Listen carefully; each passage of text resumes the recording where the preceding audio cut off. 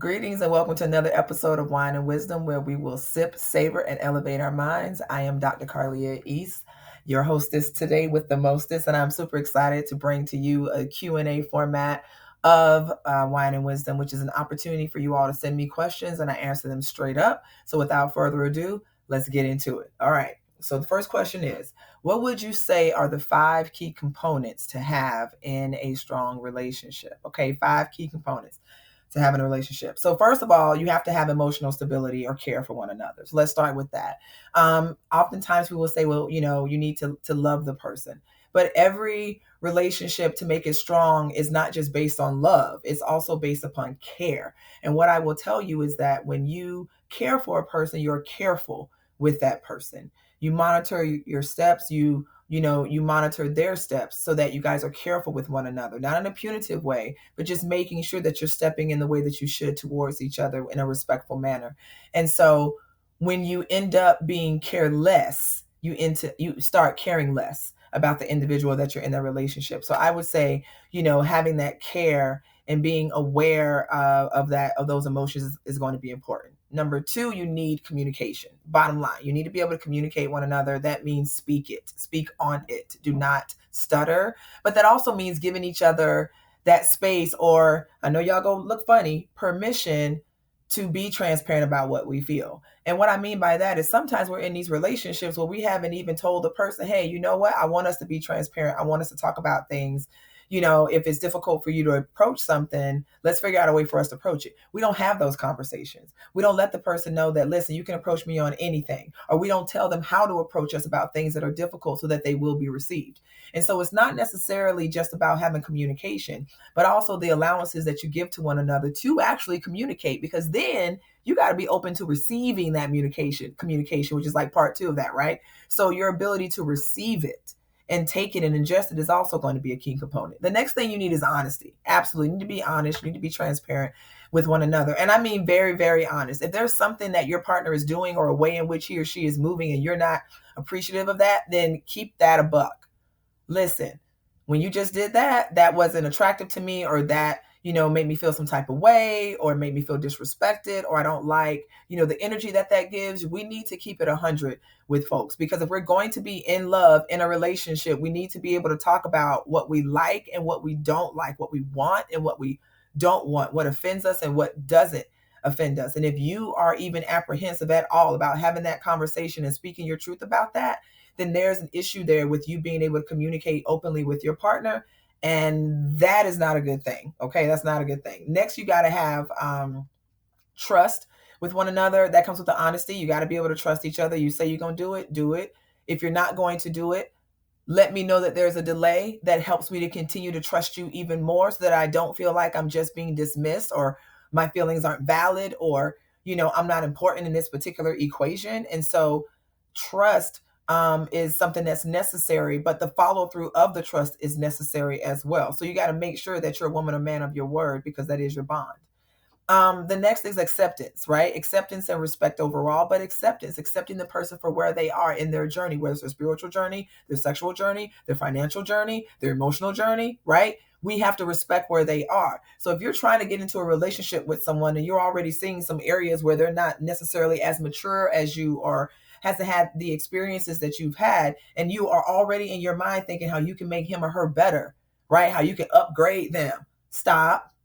First of all, that's not for you to upgrade and make them better. Maybe they feel perfectly graded and great and best by themselves.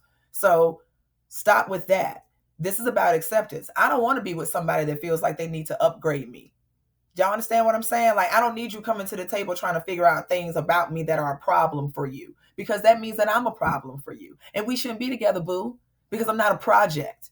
Okay, I'm a human. And so I think we have to be careful about acceptance and being sure that we are really accepting the person for where they are. That means working with them. That doesn't mean that we're not going to guide them and try to motivate them and propel them to be better. But if you're already coming to the table talking about, but girl, I can change that. He can be better. I just get to teach him how to do that.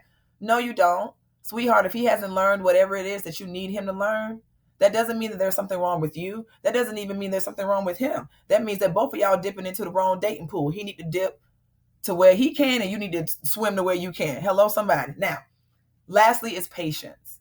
Because we can have all this love, respect, trust, honesty, communication, and all that. But if we're not patient with one another, all of this shit will fall on deaf ears. Let me tell y'all when patience is important. When shit pop off, that's when patience is important. When they lose their damn minds, that's where patience is important. When life comes in and kicks your ass, that's where patience is important. Or what about when you mess up on your own shit? Okay. So that patience is key for understanding and maintaining that dynamic. It's always growing and it's always developing. Your relationship is. And so that patience has to grow and develop as well. There may be things that you totally tolerated in the beginning of the relationship because it was new and you guys were figuring each other out, that like, hey, at this point, bruh, chick, I'm gonna need you to get it together. There also may be areas where you guys have learned that lesson. You've healed. You've learned your lesson. He's learned his lesson. And now you guys are moving on. So there's going to be new lessons that need to be learned. As long as you're in a relationship, hopefully there's opportunities for you all to grow and expand and expound and build upon. Hopefully it's not stagnant and the same, because that means no one's changing and no one's growing. Okay. So I hope that was helpful as far as some of the 5 things that you really need to look at in your relationship. And if you're finding that those things are not present in your relationship, then you may need to take a closer look at what you're in. Are you in a relationship? Are you in a situationship? Are you just in a ship? Are you the only one in there with the paddle? I'm just saying, holla at me if that's the case. Everybody, I get y'all together. Okay. Question number 2, and I think we're only going to have time for 2 today because that one was pretty long. Okay, here's a good one. I recently came out to my friends, which is not a big surprise to them at all because they always suspected I was gay. Okay. But I am terrified of coming out to my family, specifically my parents. What do you think I should do? Okay. Now, this is a big one. And, whoever sent this in, my heart goes out to you because I know how difficult that is. I even hate that you even got to come out, boo. Why you even got to come out? Like, why you just can't be? And it's just what it is. But that's a whole nother soapbox later. Okay. First of all, I think that it's amazing that you've been and are being true to yourself, because that is pivotal. Honey, what kills us is stress. Okay.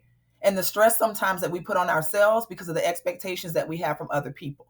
So, kudos to you for living your truth. And I applaud you for choosing what is right for you in that particular moment and how you should handle it. I think it's a great thing that you chose to go to your friends who you know are supportive. You knew those were the safest place for you to start with because you kind of knew that they already knew what the deal was and would accept you. So I'm going to tell you to take that, all right, and, take it to the second power and do it again. You want to rinse and repeat, meaning pick a family member. I know that you're afraid of your parents particularly, but pick a family member that you know is going to be open or at least accepting of your identity and who you are. It helps to have that support. If you have a family member that's already on board, it helps to know that you have that family member to fall back on in case, your conversation with your parents doesn't work well. Be prepared for, them maybe not to receive you with open arms, because that way we have a backup plan of support and love and care that's here for me. Also, be prepared for your family members to ask you questions, and you can't get pissed off, right? Like, I know, and I'm not talking about disrespect and stuff like that. Like, we're not going to take disrespect. If it's disrespect, listen, I told you, you're going to disrespect me. I got to pause, flag on the play. I got to walk away because I'm not going to be disrespected. I already took a long time for me to get here, mom and daddy. Y'all ain't going to disrespect me on top of it. But you have to be open for them to ask questions, for them to figure out, for there to, maybe be some ignorant questions, for them maybe to feel like they did something wrong. I mean, these are all natural responses for parents who ultimately want the best for our kids, and we want them to be happy and healthy. And we know that sometimes there are challenges and obstacles that occur depending on the lifestyle that we live. But you have to be prepared for their feelings of confusion, and you have to be willing to give them space to recognize and to accept you, because it took you time to recognize and accept you and get to that place where you can stand in the mirror 10 toes down and feel proud of who you are. They need time and space as well. However, let me say this. If they are initially unwilling to do so and meet you halfway, then you show them the grace that they did not show you. And you lead by example and you live with love always, because that's what we're here to do.